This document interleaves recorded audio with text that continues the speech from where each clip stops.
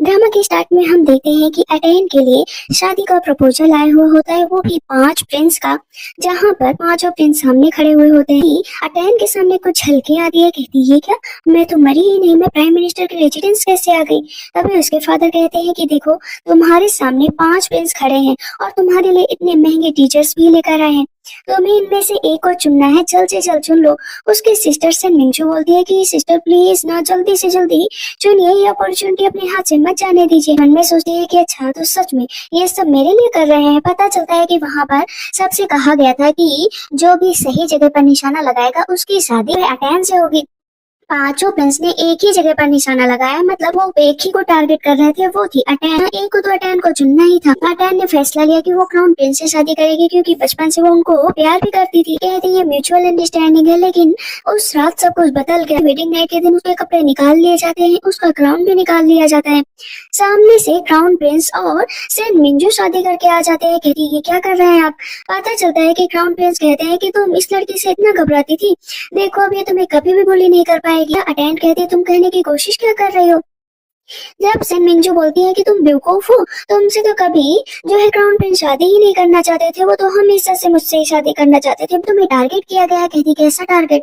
पता चलता है कि वहाँ 5 प्रिंस ने फैसला किया था प्रिंस अटेन से शादी करेंगे, उसके बाद हम लोग बारी बारी से तड़पाएंगे। एक कहता है कि मैं इसके टांगे तोड़ूंगा, दूसरा कहता है हाँ मैं इसकी खोपड़ी तोड़ूंगा, तीसरा कहता है मैं इसे कुएं में डालूंगा, चौथा कहता है और मैं इसकी सारी हड्डियां तोड़ूंगा। मतलब एक एक काम सब चुन लेते हैं। उसका दूसरा भाई बोलता है देखो मेरा काम इसका खून बहाना है, वो मत रोकना। पांचों के पांचों उसकी तरफ जो है बढ़ रहे होते हैं उसकी हड्डियां तोड़ने के लिए। सबके हाथ में एक एक वही जो है टीचर होता है जो शादी के लिए गया था। एक उसका पैर तोड़ता है, एक थप्पड़ मारता है, और इस तरह सब ले जाकर उसको कुएं में डाल देते हैं। कहती है तो मेरा अंजाम ये होने वाला है कुछ दिनों बाद। मैं कितनी बेवकूफ थी। तब सेन मिंजू बोलती है कि सिस्टर प्लीज इतना देर मत कराइए ना, देखिए ना सब लोग कितनी देर से खड़े हैं, अब एक्सेप्ट कर भी लीजिए। फादर कहते हैं क्या तुम शादी नहीं करना चाहती क्या। कहती नहीं फादर मैं शादी करना चाहती हूँ। वो क्राउन प्रिंस की तरफ इशारा करती है। अब वहाँ पर क्राउन प्रिंस तो खुश हो जाते हैं और मन में सोचते हैं कि इस बार हेल बेचने की बारी मेरी है, बस इंतजार करो। कहते हैं कि ठीक है मैं 3 दिनों के अंदर तुमसे शादी करने के लिए आऊंगा। कहती बिल्कुल आना। उसकी सिस्टर बोलती है कि मुझे पता है कि अटेन तुम हमेशा से क्राउन प्रिंस पर तुम्हारी नजर थी, क्योंकि तुम्हें शानो शौकत चाहिए थी ना। कहती है नहीं सिस्टर तुम्हें नहीं पता है, तुम मेरी स्टेप सिस्टर हो ना, तुम क्या जानो शानो शौकत। वैसे भी क्राउन प्रिंस तो मुझसे खुद शादी करने आए थे और मुझे मुझे मेजेस्टी से भी मिलने जाना है। तुरंत ही सेन मिंजू भाग कर क्राउन प्रिंस के पास आती है। कहती है कि देखिए आप मेजेस्टी से मिलने नहीं जा सकती, वो बीमार है। तब वहाँ पर सब कहते हैं कि इसे वहाँ पर नहीं भेजना चाहिए फादर के पास, वरना क्या पता दिक्कत हो जाए। हम लोग को पहले शादी की तैयारी करनी चाहिए। क्राउन प्रिंस आप शादी कर लीजिए, उसके बाद फादर से मिलेगा। कहती है कि देखिए अब मुझे तो मिलने जाना ही पड़ेगा, एक बार मैजिस्ट्री से इजाजत लेनी ही पड़ेगी। अगर आप मना कर रहे हैं तो कोई बात नहीं, इस शादी को ही कैंसिल कर देते हैं, आप ना किसी और को ढूंढ लीजिए। आप 5 प्रिंस और सन मिंजू का प्लान बिगड़ने वाला होता है। तभी एक सैनिक आकर क्राउन प्रिंस के कान में कुछ कहता है। क्राउन प्रिंस कहते हैं ऐसे कैसे शादी कैंसिल करोगे, अगर फादर से विश लेनी है ना तो चलो चलते हैं। सबके सब कहते हैं कि ब्रदर आप क्या कर रहे हैं। सन मिंजू को खींच कर लेकर जाते हैं कि हमारा ग्रेट प्लान है, इस तरह मत बिगाड़ो और थोड़ी सी बात के लिए इतना गुस्सा मत हो। उन जब 5 को साथ में यहाँ पर अटेन देती है, कहती है ये पहले भी हो चुका है, इस तरह के सीन हजारों बार मेरे सामने आए लेकिन मैंने कभी ध्यान ही नहीं दिया। पता चलता है कि वो अपने घर की बहुत ही लाडली बेटी हुआ करती थी अटेन, लेकिन जब वहाँ पर सन मिंजू को गोद लिया गया ब्रदर उसकी तरफ आकर्षित हो गए। उसको जरा सा भी दुख होता ना तो सब उसके लिए भागे दौड़े चले जाते, महंगे से महंगे तोहफे देते, और मुझे वो हमेशा परेशान किया करती। जब वो मरने के कगार पर थी ना तब उसके भाई कहते हैं कि आप तुम सन मिंजू को कभी परेशान नहीं कर पाओगी। वहाँ पर वे सब हंस रहे थे। कहती है कि चलो देखती हूँ कि इस बार तुम लोगों को कैसे हेल्प पहुंचाना है। वो जा रही होती है मैजेस्टी से मिलने, लेकिन कहीं ना कहीं एटेन को लग रहा होता है कि क्राउन प्रिंस कैसे मान गए। ज्यादा सन मिंजू गुस्सा कर रही होती है कि कहीं उसका प्लान ना बिगड़ जाए। सन मिंजू कहती है कि वहाँ पर मैजेस्टी किसी से भी नहीं मिलते और तुमसे क्या मिलेंगे, तुम तो कहीं एडजस्ट भी नहीं करती हो। मन में सोचती है मेरा प्लान गड़बड़ नहीं होना चाहिए, मुझे एक बार मैजेस्टी से मिलना ही है।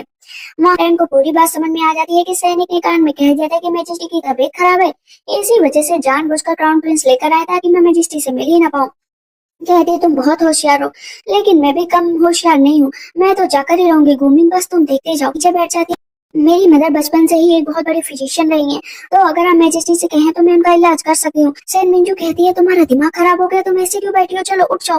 उधर क्राउन प्रिंस भी कहते हैं कि अगर तुम्हें कुछ हुआ तो सारा ब्लेम मुझ पर आएगा, चलो उठ जाओ। लेकिन यूनी दरवाजा खोलते हैं तब शन मिंजू कहती है मुझे पता है आप मेरी सिस्टर को पनिशमेंट देने के लिए आए हैं। यूनी कहते हैं कि नहीं, बाकी सब लोग जाओ, सिर्फ अटेन ही अंदर जाएगी। आपको क्राउन प्रिंस को भी समझ में नहीं आता कि क्या कहने की कोशिश करता, हाथ पकड़ लेता है। कहती मुझे पता है कि तुम मुझे वार्न कर रहे हो कि मैजेस्टी से मैं कुछ भी ना कहूँ। कोई बात नहीं, मैं कुछ भी नहीं कहूंगी, मैं तुमसे शादी जरूर करूंगी और ना ही शादी को तोड़ूंगी। मन में सोचती है कि चलो अपना पहला कदम आगे बढ़ाती हूँ। वो धीरे धीरे अंदर की तरफ चली जाती है। यहाँ पर सनमिंजू कहती है कि मुझे लगता है ना कि ये वो ज्यादा ही होशियार बनने की कोशिश कर रही है, बहुत ही कनिंग है मेरी सिस्टर। अंदर जाती है तो देखिए वहाँ पर कोई भी नहीं होता। धीरे धीरे आगे बढ़ रही होती है, अचानक से एक तलवार आकर उसके सामने से निकल जाती है, हल्का सा उसका फेस कट जाता है। मैजेस्टी कहते हैं यहाँ पर क्या करने आई हो? तुरंत ही वो नीचे बैठ जाती है, कहती है माफ करिएगा। मैजेस्टी कहते हैं कि सो कम करो, मेरे सर में बहुत दर्द हो रहा है। इस तरह तुम यहाँ पर क्या करने आई हो, बताओ ना, सर कटवाना चाहती हो क्या? कहती है कि नहीं, इसलिए मैं बस आपका इलाज करने आई हूँ। मैं सर्वेंट के रूप में यहाँ पर सिर्फ रहना चाहती हूँ। मुझे पता है कि आपका सर बहुत दर्द करता है, इसी वजह से हम्बल सर्वेंट आपका इलाज करना चाहती है। प्लीज बस एक बार कह दीजिए। मैजेस्टी कहते हैं इसे निकाल कर बाहर फेंक दो। कहती है मैं एक्यूपेंचर में बहुत अच्छी हूँ, मेरी मदर भी अच्छी थी। कहती गो युनशा का नाम लेती है ना तो पता चलता है कि जो मैजेस्टी है असल में अटैन की मदर से बहुत प्यार करते थे, बट उनकी जल्दी मौत हो जाने के कारण उनका प्यार अधूरा रह गया। कहते जरा मेरे पास आओ, मैं तुम्हारी शक्ल देखना चाहता हूँ। कहती है कि अब मुझे गोमिन से दूर जाना ही पड़ेगा और मैजेस्टी के करीब जाना पड़ेगा। मैं जानती हूँ मैं अपनी मदर का सहारा ले रही हूँ, लेकिन मुझे ये करना ही पड़ेगा। धीरे धीरे वो आगे की तरफ बढ़ रही होती है। मैजेस्टी को उसके अंदर कोई इंसान नजर आ रही होती है। कहते क्या मेरी आंखों को कोई मिस्टेक हो रही है? सच में वो जाने से पहले अपनी बेटी को छोड़कर गई थी। कहाँ थी इतने दिन? सबको बाहर निकलने के लिए कह दिया जाता है तो यूनी कहते हैं ये गलत है, आप यहाँ पर एक लड़की के साथ नहीं रह सकते। कहते मैंने कहा ना जाओ यहाँ से। वो इलाज करने के लिए एक्यूपंक्चर का यूज करना चाहती है और जानबूझकर ना मैजेस्टी को थोड़ा बहुत सेड्यूस भी कर रही होती है। पर वो मैजेस्टी के काफी करीब जाने की कोशिश करती है, उनको छूने की कोशिश करती। मैजेस्टी उसको देखते थोड़ी बहुत देर और देखते, फिर वो उन्हें एक्यूपंक्चर करती। कहती है बस इसी तरह के पैशन के साथ साथ मैं मैजेस्टी के करीब आ पाऊंगी। कहते हैं ये बताओ बिल्कुल अपनी मदर की शक्ल तुम पर कैसे आई? कहती है मेरी मदर और मेरा बहुत प्यार था, वो बार बार उनके अंदर बस सुयुन ही उसे दिखाई दे रही थी। कहती सुयुन प्लीज मुझे छोड़कर मत जाओ। उसे अपनी तरफ खींच लेते हैं। कहती मैजेस्टी मैं सुयुन नहीं हूँ, मैं उसकी बेटी हूँ। कहते लेकिन मुझे तो सुयुन दिख रही है, बताओ ना, वो तो मर चुकी है ना। वो एक्यूपेंचर का यूज करते हैं ना तो मैजेस्टी जान जाते हैं कि जानबूझकर वो ट्रिक्स खेल रही है। कहती मैजेस्टी मैं कोई ट्रिक नहीं खेल रही हूँ। कहते हैं जानती हो मैं तुम्हें यहाँ पर जान से मार सकता हूँ। कहती मैं ये सब नहीं कर रही थी, मैं तो बस आपका इलाज कर रही थी। मुझे पता है कि अगर मैंने आपको कुछ भी किया तो मैं रिग्रेट करूंगी पूरी जिंदगी के लिए। कहते जाओ यहाँ से और दोबारा दिखाई मत देना। मन में सोचती है इतनी आसानी से चिड़िया फंसी है, जाने तो नहीं दूंगी। कहती मैजेस्टी मैं आपसे साफ साफ कहना चाहती हूँ कि मैं गोमिंग के लिए बस एक सर्वेंट से ज्यादा कुछ भी नहीं। मैं मैजेस्टी के साइड रहना चाहती हूँ, मैं उनके साइड रहकर अपनी जिंदगी गुजारना चाहती हूँ। मैजेस्टी फिर से उसको तरफ देखते कहते तुम बिल्कुल अपनी मदर के जैसे कैसे हो सकते हो? एक भी चीज डिफरेंट नहीं है क्या? सच में कोई ऐसा हो सकता है इस दुनिया में? मैंने कितना ढूंढने की कोशिश की। वो मैजेस्टी का हाथ पकड़ लेती है। कहती है कि अगर आप मेरी मदर को इतना ही मिस करते तो मुझे अपने पास क्यों नहीं रख लेते? वहाँ पर वो बस दांव खेल रहे थे कि क्या पता मैजेस्टी मान ही जाए। कहते ठीक है, अगर तुम चाहती हो कि तुम मेरे साइड रहो तो याद रखो कि तुम्हें दोबारा वापस जाने का मौका नहीं मिलेगा।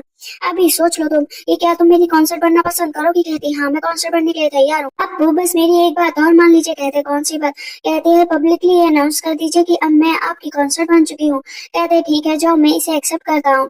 मन में सोचती है कि वो कहा गया है कि वो वापस आ रही होती है और अचानक से उसके भाई उसके ऊपर सड़ा गुला पानी डाल देते हैं। कहते देखो तो बिल्कुल माउंटेन घोस्ट लग रही है, बहुत ही गंदी बदबू आ रही होती है। उसके भाई कहते सनमिंजू अच्छा लगा ना इसको परेशान करके? तुम जब दुखी होती हो ना तो हम लोगों को बिल्कुल भी अच्छा नहीं लगता। देखो इसको गंदा कर दिया, तुम हंसी ना तो हम सबको भी अच्छा लगा। कहते सिस्टर ये बताओ तुम्हारे अंदर क्या एबिलिटी है कि तुम मैजेस्टी के पास चली गई? क्राउन प्रिंस की आइडेंटिटी छीनने को तो तैयार ही हो, उनसे शादी करोगी। कहती है कि चलो इसका और भी बुरा हाल करो। कहते क्या करने वाले हो? बताओ ना तुम लोग क्या करने वाले हो? वहां पर जबरदस्ती उसकी बहन उसके स्क्रैच पर ना अपना हाथ रखकर दबा रही होती है। कहती है तुम्हारे चेहरे का घाव ही देखकर लग रहा है कि मैजेस्टी ने तुम्हें जरा सा भी भाव नहीं दिया है। वैसे याद रखो कि तुम बहुत ही डर्टी हो, सारे रॉयल ब्रदर ना तुमसे जो है नफरत करते हैं, उनको तुमसे घिन आती है और तुम्हारे पास कभी भी नहीं आएंगे। कहती है और क्या करना चाहती हो बताओ ना। वहाँ पर अब हॉर्स की यूरिन लाई जाती है। उसका एक भाई कहता है पता है एकदम फ्रेश यूरिन लेकर आया हूँ तुम्हारे लिए, जरा सा भी तुम्हें तकलीफ नहीं होगी। वैसे भी इस घर की तुम लीगल बेटी हो ना, इसी वजह से हमेशा जो है सेनमिंजू को परेशान किया करती हो। कहती है मैंने कब सेनमिंजू को परेशान किया। जबरदस्ती उसे उठाकर उससे उस बकेट के अंदर उसका मुंह डाला जा रहा होता है। कहती छोड़ दो प्लीज, मुझे छोड़ दो। सेनमिंजू कहती पियो पियो पियो। अचानक से धक्का लगता है, वहाँ पर बकेट उठकर दूर चली जाती है। प्रिंस आ गए हैं। ये क्या कर रहे हो, इसे तो सजा देनी ही पड़ेगी ना, ये मैजेस्टी से मिलने गई थी। क्राउन प्रिंस आप ऐसे नहीं कर सकते हैं। कहते हैं कि चलो अपना अपना काम करो, ऐसे भी फादर की कंडीशन अच्छी नहीं है और ये फादर का इलाज कर रही थी। अगर फादर को पता चला ना कि तुम लोगों ने इसके साथ ये बिहेव किया है तो तुम लोगों को जिंदा नहीं छोड़ेंगे। वो उसको लेकर दूर चले आते हैं, उसके चेहरे को पूछने लगते हैं। कहते हैं कि तुम चिंता मत करो, मुझे नहीं पता था तुम्हारे अंदर इतना टैलेंट है कि तुम फादर का इलाज भी कर सकती हो। आखिर तुम्हारे फादर हैं, मेरे भी कुछ लगते हैं, इसी वजह से मैंने उनका इलाज किया। कहते हैं लेकिन तुमने फादर के सामने ये क्यों नहीं बताया कि मैं बहुत जल्दी तुमसे शादी करूंगा। कहती है मैंने कहा तो था और तुम्हारे फादर को भी पता है। मन में सोचती है तुम्हारा भी दिल जीतूंगी, सबका दिल जीतूंगी, लेकिन बताऊंगी नहीं कि मैं कॉन्सर्ट बन गई हूँ और आपके फादर के बीच का रिश्ता नहीं खराब करना चाहती। आखिर आपके फादर आपको इतना ज्यादा मानते हैं। कहते हैं कि क्या सच में तुम मुझे इतना एडमायर करती हो। अब मैं शादी के बाद अपने आप को इम्प्रूव करने की कोशिश करूंगा और अपनी वाइफ को एक लीगल हक दूंगा। तुम जाओ और अपने कपड़े चेंज करो वरना ठंड लग जाएगी। पीछे से हम देखे तब तक सेनमिंजू आती है। कहती क्राउन प्रिंस आपने ये क्यों किया, आपने कहा था ना कि आप हो रहेंगे, आप इससे बदला लेंगे। कहते हैं कि चिंता मत करो, मेरी शादी बस तुमसे ही होगी। उसके ब्रदर भी कहते हैं कि आप इसके प्यार के चक्कर में तो नहीं पड़ गए ना। कहते हैं मुझे पता है, अपना प्रॉमिस सब कुछ पता है। तो कहती है आपका इंटेंशन क्या है, इसको मारने के लिए पहले इसका दिल भी तो जीतना पड़ेगा ना, तभी तो इसकी अच्छी मौत होगी। हम लोग इसको पूरी तरीके से डिस्ट्रॉय करेंगे। प्यार में सफर और भी करना पड़ता है और उसका जो दर्द होता है ना उसे मिटाना मुश्किल है। पीछे से ये सारी बातें अटेंड सुन रही होती। कहती वक्त आएगा तो बताऊंगी। वो याद करती है जब बचपन में उसकी माँ की डेथ हो गई तब क्राउन प्रिंस हमेशा उसके पास आते थे, उसे तरह तरह के तोहफे दिया करते थे, उसे खुश करने की कोशिश करते थे। कहते थे कि तुम चिंता मत करो, हमेशा मैं तुम्हारे साथ रहूंगा। कहती है कि वो वक्त भी गया और वो जज्बात भी चले गए। इस टाइम मैं सिर्फ अपने लिए अकेली हूँ, रोने वाली भी और संभालने वाली भी। बैठी होती है, वहाँ पर एक पेंटिंग आती है जो उसकी माँ की होती है और बचपन के टाइम को याद करती है कि कैसे उसकी माँ ने वो पेंटिंग बनाई थी और कहती है कि मदर आप चिंता मत करना, ये पेंटिंग में हमेशा ही संभाल कर रखूंगी, अपने पास रखूंगी ताकि इसको कोई टच भी न कर पाए। कहती है ठीक है, मुझे पता है मेरी बेटी तो बहुत समझदार है और मुझसे प्यार भी बहुत करती। कहती हाँ मम्मा बहुत प्यार करती हूँ। वो उस पेंटिंग को देखकर रो रही थी। कहती है कि जाओ इस पेंटिंग को संभाल कर रख दो। तभी वहाँ पर सेनमिंजू आ जाती है। कहती है कि ये बताओ तुमने ऐसी कौन सी चाल चली जिससे तुम मैजेस्टी के पास पहुंच गई। आखिर तुम क्राउन प्रिंस का भी दिल जीतना चाहती हो, मैजेस्टी का भी दिल जीतना चाहती हो। मैंने सुना कि मैजेस्टी की न्यू एम्प्रेस आ गई है और बहुत जल्दी वहाँ पर एक सेरेमनी रखी गई है। वहाँ पर तुम्हें तो नहीं बुलाया गया होगा क्योंकि तुम्हारी औकात ही क्या है, क्राउन प्रिंस के साथ जा रही हो। कहती तो जाओ ना, यहाँ पर मुझे क्या बताने आई हो। अगर तुम्हारी लाइफ में कोई हैप्पी इवेंट हो तो मुझे मत बताया करो। क्राउन प्रिंस पीछे से आ रहे होते हैं तो जानबूझकर वहाँ पर सेनमिंजू नीचे गिर जाती है और हेयर पिन से अपने हाथ पर मान लेती है और उस हेयर पिन को तोड़ भी देती है। कहती है कि ब्रदर देखो ना इसने क्या किया, मैंने बस इतना कहा फादर की इनविटेशन पार्टी में जा रही हूँ तो इसने मुझे नीचे गिरा दिया, मुझसे इतना नफरत करती है। क्राउन प्रिंस कहते हैं चलो माफी मांगो। कहती भला किस बात की माफी। यहाँ पर क्राउन प्रिंस कहते हैं तुमने मेरी आंखों के सामने इसको गिराया है और माफी मांगने से भी मना कर। कहती नहीं मांगूंगी माफी। वहाँ पर सामने जो पेंटिंग रखी होती है बस वो उसको छू रही होती है। कहती क्राउन प्रिंस देखो ना, ये मुझसे माफी नहीं मांग रही है। क्राउन प्रिंस तुरंत ही वो पेंटिंग उठा लेते हैं। कहते हैं कि तुम जब तक इससे माफी नहीं मांगोगे, तुमने इसकी फेवरेट हेयर पिन तोड़ी है, तब तक तुम्हें ये पेंटिंग नहीं मिलेगी।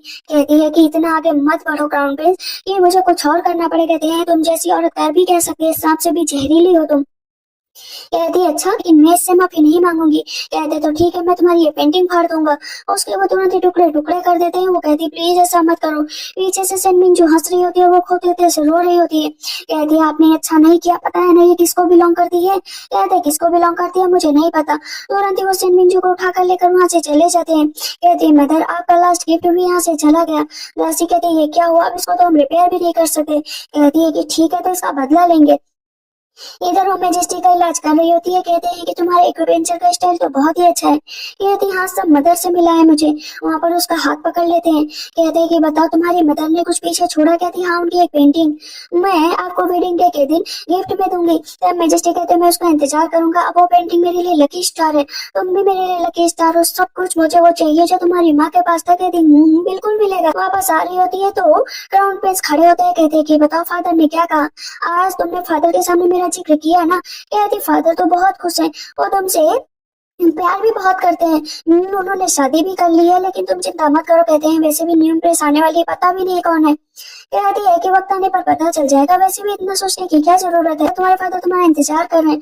वहां से वो चले जाते हैं, पीछे सोचते हैं कि हाँ जाओ, याद रखो कि मैं भी तुम्हें प्यार में इतना गहराई में ले चलूंगी ना कि निकलने में तुमको भी दिक्कत होगी। अभी अपना खड़ी होती है, इधर हम देखते हैं कि लोग वहाँ पर जो है इन्विटेशन आया था उसके लिए जा रहे थे। शेरमिन जो कहती है मैं तो तैयार हो चुकी हूँ, क्राउन प्रिंस के साथ जाऊंगी। और भला उस अटेंड को बुलाया है किसने होगा, सब उसके ऊपर हंस रहे होते हैं।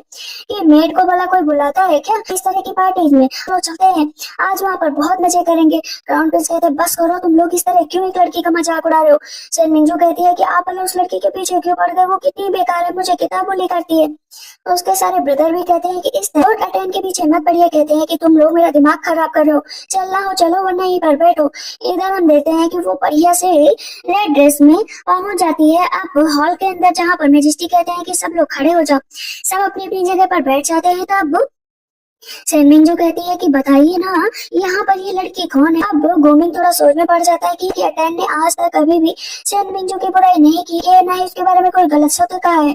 सब कहते हैं कि अरे अब मेरी न्यू मदर अपना चेहरा दिखा भी दे। गोमिंग कहता है ये फिगर बहुत जाना पहचाना लग रहा है। दूसरे प्रिंस बोलते हैं कि फादर मदर से कहिए ना चेहरा दिखाएं। धीरे धीरे वो अपना फैन हटा रही होती है। गोमिंग के साथ सबके भी होश उड़ जाते हैं। कहती है कि अब सबने मेरा चेहरा देख ही लिया है तो चलो जल्द से जल्द मुझे ग्रीट करो। अब यहाँ पर मैजेस्टी कहते हैं ग्रीट करो, तुम्हारे सामने न्यू इम्प्रेस बैठी है।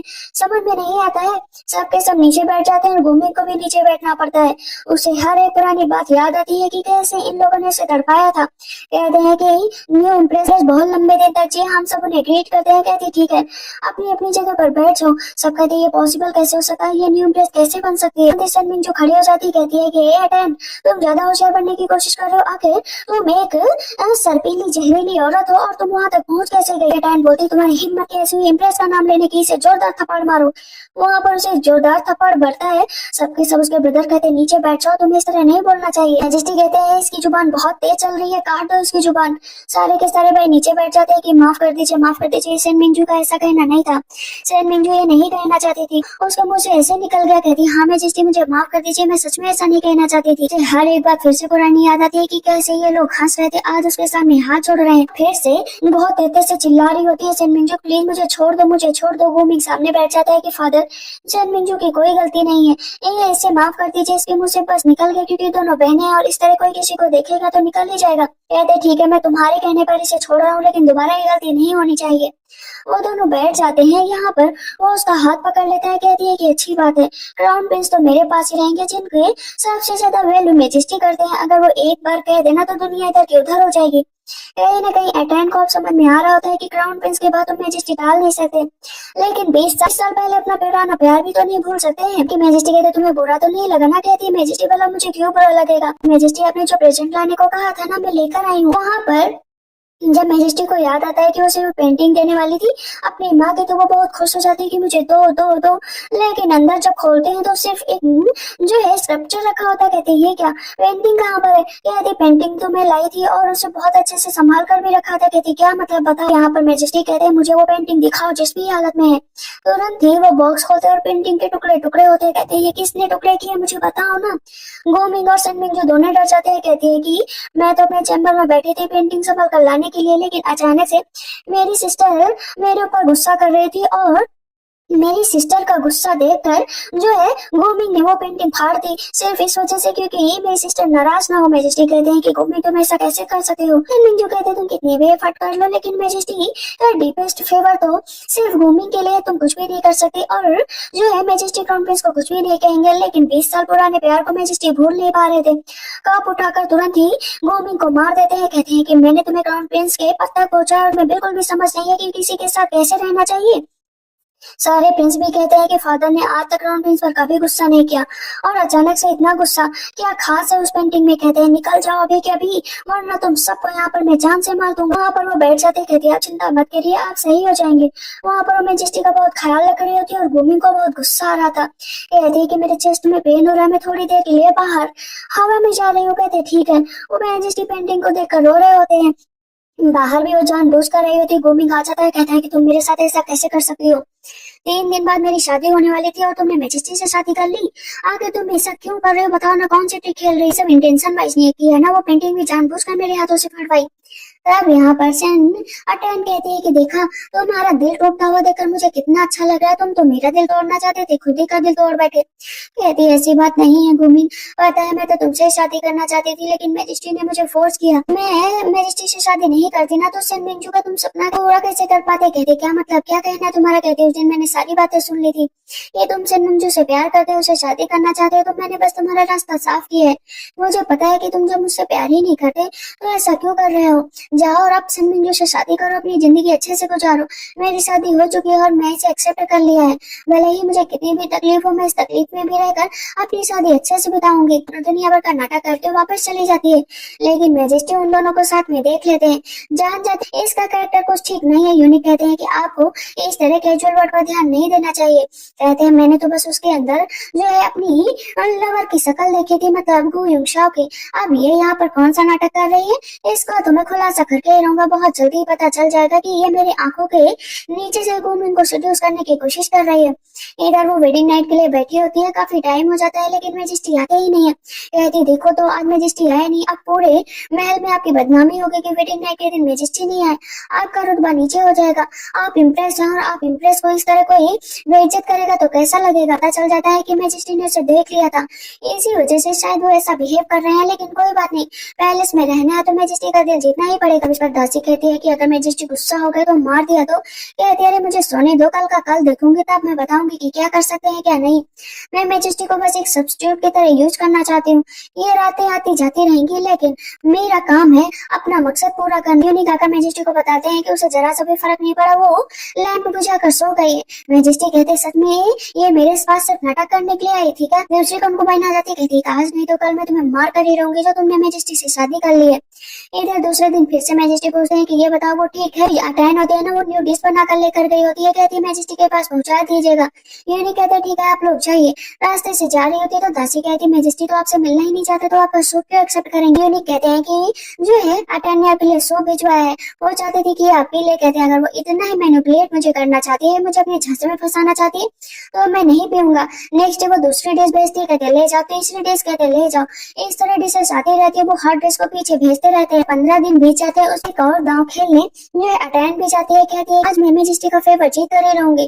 कहती है लेकिन कैसे, 15 दिन तक मैजेस्टी ने आपका खाना छुआ तक नहीं है। कहती है हाँ ठीक है, अब बस आज के दिन और उसके बाद सब काम सही हो जाएगा। वो आ गया मौका। कहती कौन सा मौका, पता चलता है पीछे कौन को बहन आ जाती है। कहती है इम्प्रेस, लगता है मैजेस्टी तुम्हें देखना तक नहीं चाहते हैं। इधर मैजेस्टी इंतजार कर रहे होते हैं कि आज अटैन की कोई डिश नहीं है। यूनिक कहते हैं कि डिश ले जाओ कहते, लेकिन मैजेस्टी आज कोई डिश नहीं है, मतलब इम्प्रेस नहीं है। वो फिर से मेरा दिल जीतने की कोशिश करे, नहीं मुझे लगता है कि रास्ते में कुछ हो गया है, पता करो। अब वहाँ पर उसे देखने के लिए मैजेस्टी आखिरकार जाते ही है। इधर हम देखते हैं कि जो उनको वाइन होती है ना, उसका खाना नीचे गिरा देती। कहती है क्या किया तुमने, ये मैजेस्टी के लिए मैं लेकर जा रही थी। कहती वो क्या है ना, मैं हम्बल सर्वेंट हूँ मैजेस्टी की, उनको वाइन ही सही लेकिन तुम्हारी कोई इज्जत नहीं है। कहती कोई इज्जत हो या ना हो, लेकिन मैजेस्टी से मैं बहुत प्यार करती हूँ। वो आगे बढ़ने की कोशिश करते हैं तो यूनिक कहते हैं चलिए ना। कहते नहीं बस मुझे पीछे से देखने दो। वो जान जाती है कि मैजेस्टी खड़े हैं। कहती है मैं कुछ भी ऐसा नहीं कर रही हूँ, बस मैजेस्टी के पास जाने की कोशिश कर रही हूँ। आखिर वाइफ होने के नाते मेरा इतना तो हक बनता है। वो आगे बढ़ने चलती है तो वहाँ पर वो हाथ लगा देती है, जानबूझकर जो अटैन होती नीचे गिर जाती है। कहती बताओ तुमने मुझे क्यों नीचे गिराया। कहती मैंने तुम्हें कब नीचे गिराया, बदतमीज कहीं की। मारने चलती है तो मैजेस्टी हाथ पकड़ लेते हैं। कहते हैं कि तुम्हारी इतनी हिम्मत हो गई कि इम्प्रेस को रास्ता रोका तुमने। कहते हैं नहीं ये जानबूझकर गिरी थी मैजेस्टी, सच में। मैजेस्टी कहते हैं मैंने अपनी आंखों से देखा कि किस तरह तुम जो है यहाँ पर अटैन को परेशान कर रही थी। वो उसको अपनी बाहों में उठा लेते हैं और लेकर वहां से चले जाते हैं। कहती है देखा मैंने तो पहले ही कहा था। पीछे से वो हंस रही होती है, बैठी होती है। कहती है मैजेस्टी मुझे माफ कर दो, मैं तो बस आपके लिए सब कुछ करना चाहती थी। पुरानी बातें फिर से मैजेस्टी को याद आती है कि कहीं वो उसे सेड्यूस करने की कोशिश तो नहीं कर रही, और किस तरह वो गुमिंग से भी मिल रही थी। जी कहते हैं कि तुम मुझे सच में एडमायर करती हो तो क्राउन प्रिंस के पास क्यों गई, तुम्हारा क्राउन प्रिंस के लिए दिल धड़क रहा है क्या। कहती नहीं ऐसी बात नहीं है, मैं वहां पर नहीं जाना चाहती थी। उस दिन क्राउन प्रिंस ने मुझे जबरदस्ती रोक लिया। वो चाहते थे कि मैं उनसे फ्रेंडशिप रखूं, वो चाहते थे कि मैं उनसे शादी करूं। मैंने उनसे साफ साफ कहा कि मेरी और आपकी शादी हो गई और कुछ तो शर्म करो, इस तरह मेरे रास्ते में मत आओ। कहते हैं मैं जानता हूँ कि तुमने यही कहा होगा, मुझे ही शायद कुछ गलत फहमी हो गई होगी कि मैजेस्टी को बुलाया गया। कहते हैं रात में मेरा इंतजार करना। दासी आती है, कहती है कि सब कुछ अब आपके कहने के हिसाब से हो रहा है, सेटल डाउन हो गया। कहती है हाँ सेटल डाउन हो गया, लैंप तैयार करो। वहां पर 6 लैंप होती है। कहती है कि 6 लैंप, आखिर ये छठी लैंप किसके लिए आपने जलाई? कहती है कि मेजेस्टी के लिए। अभी क्राउन प्रिंस ना पूरे टाइम अटेन के बारे में सोच रहे होते हैं। सिन मिंजू आ जाती है, कहती है कि सेन्यूटन ने अच्छी ट्रिक खेली, देखो इम्प्रेस बन गई और आप भी मुझसे दूर होते जा रहे। आप मुझसे शादी करेंगे या नहीं करेंगे? कंसर्ट बनकर जल्द से जल्द आपके साथ आना चाहती हूँ। सच में मेरी बहन से प्यार तो नहीं हो गया? वो बहुत ही बेकार है, मैं आपसे कितनी बार कहूँ। पुरानी बातें जब क्राउन प्रिंस को याद आती है तो उन्हें सच में लग रहा होता है कि उन्होंने गलत किया। इस सेन मिंजू पर भरोसा करके फिर एक हैंकी भी गिर जाती है।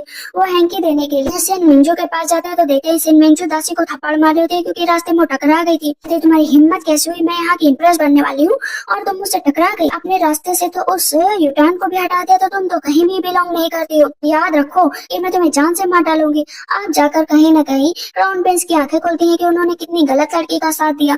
मतलब उस लड़की का साथ जो हमेशा से यूटर्न को परेशान करती आई थी, हमेशा उसको अपने झांसे में फंसाती आई थी। कहते हैं तुमने अच्छा खेल खेला, कहती माफ कर दीजिए, निकलो अभी के अभी यहाँ से। तुमने इतना बड़ा खेल खेला, तुम्हें क्या लगता है कि मैं बेवकूफ हूँ? लेकिन अब मैं तुम्हारी किसी बात पर यकीन नहीं करूंगा। कहती मुझे माफ कर दीजिए, बस मैं आपसे प्यार करती थी, इसी वजह से मैंने ऐसा किया। यूटर्न से मेरी कोई दुश्मनी नहीं थी। कहते हैं कि दुश्मनी तो अब निभाई जाएगी, इसको ले जाकर हमेशा के लिए कोर्ट पैलेस में बंद कर दो, ये कभी किसी को दिखाई नहीं देनी चाहिए।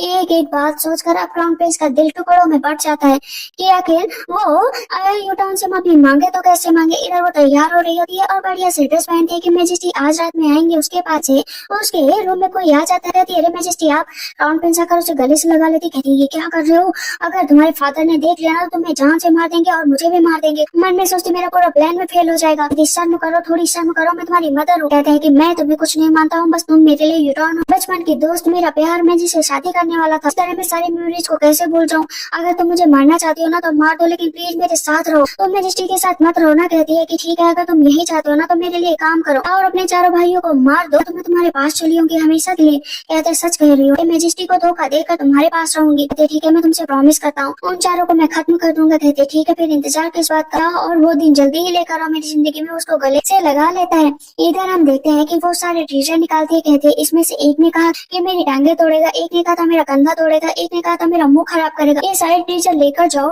एनी से उनको मार कर कुएं में फेंक देना। क्राउन प्रिंस एक एक चीज याद कर रहे होते हैं कि कैसे वो अपने भाइयों को मारे। वहाँ पर चारों भाई उसके बैठे होते हैं। कहते हैं ब्रदर क्या हुआ? आप कुछ ज्यादा ही ड्रिंक कर रहे हैं, कुछ आपको परेशान कर रहा है क्या?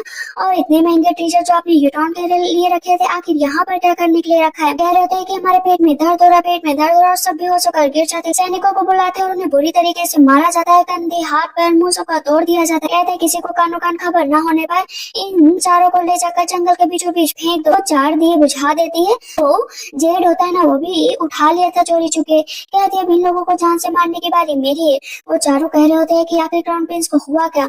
वो हम लोगों को ऐसे कैसे मार सकते हैं, इतनी ट्रबल कैसे क्रिएट कर सकते हैं? आखिर हम लोग तो उनके ब्रदर है, हम लोग तो भाग भी नहीं सकते। इतना बुरा हाल किया है। टैन आ जाती है वहाँ पर, जितने बाहर लोग होते हैं ना उनको मार देती है।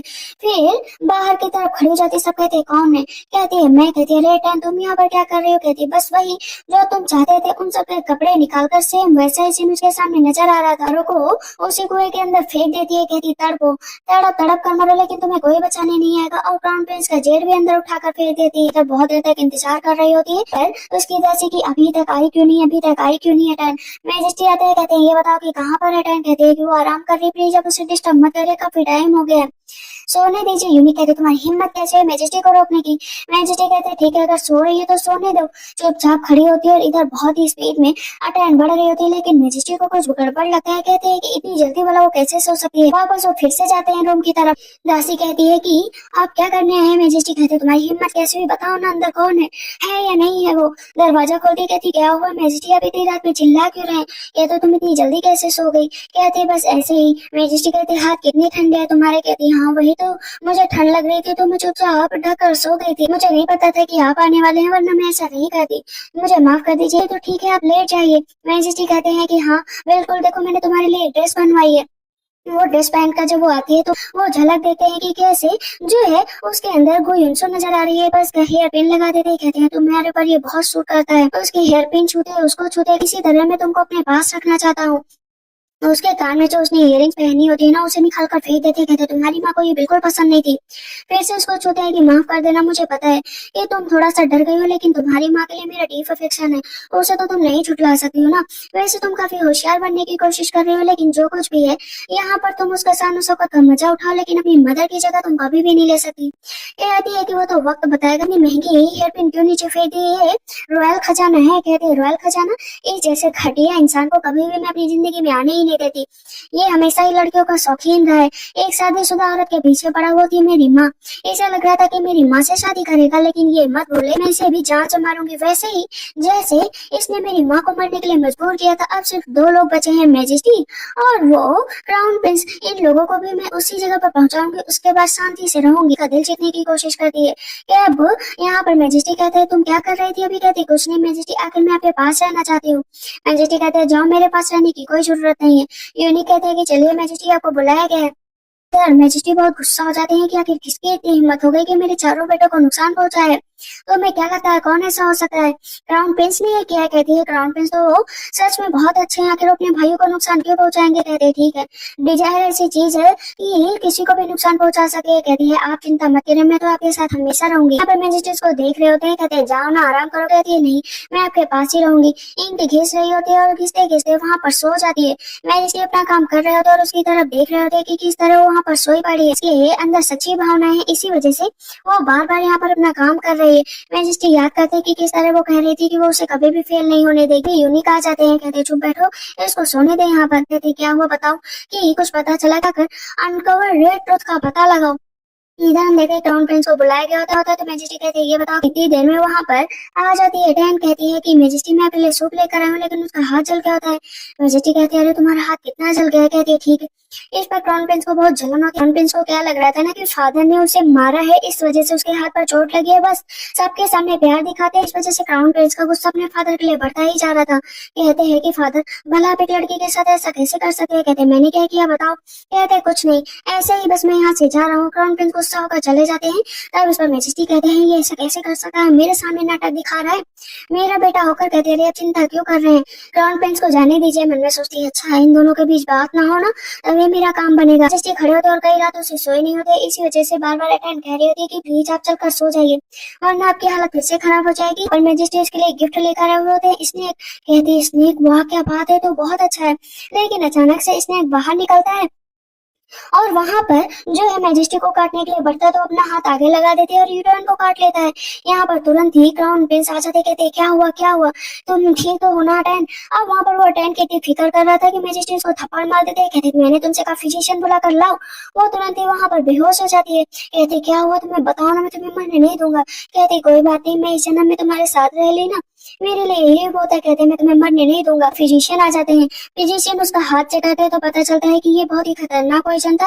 एक मंथ ज्यादा शायद जो है एम्प्रेस नहीं जी पाएंगी, अगर तब तक इनके एक पॉइजन का क्योर निकाल लिया गया ना तो ठीक है। कहते हैं कि मैं किसी भी हालत में तुम्हें बचा कर रहूंगा। और वो कहते हैं कि मैजेस्टी आप चिंता मत करिए, वैसे भी आउटसाइडर लोगों को पता चलेगा कि आप इम्प्रेस के लिए इतना सब कुछ कर रहे हैं तो आपकी कितनी बदनामी होगी। कहते हैं मुझे इन सब चीजों से डर नहीं लगता।